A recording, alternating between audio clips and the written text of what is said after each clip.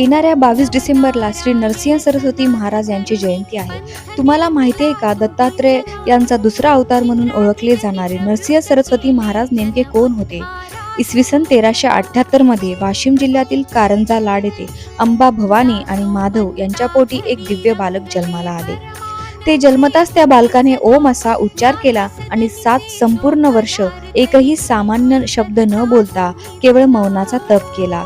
या चमत्कारामुळे संपूर्ण गावात त्यांची महती पसरली.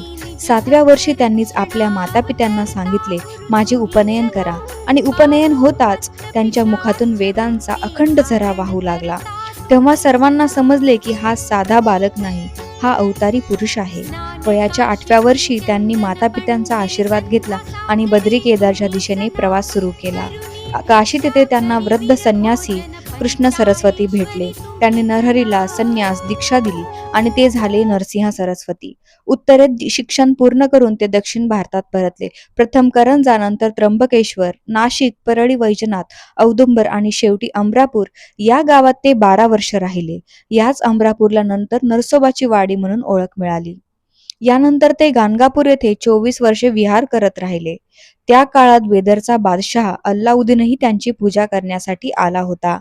नरसिंह सरस्वतींनी श्रीपाद श्री वल्लभांचे कार्य पुढे नेले, दत्तभक्तीचा प्रसार केला आणि संपूर्ण भारतभर मोठा शिष्यवर्ग निर्माण केला.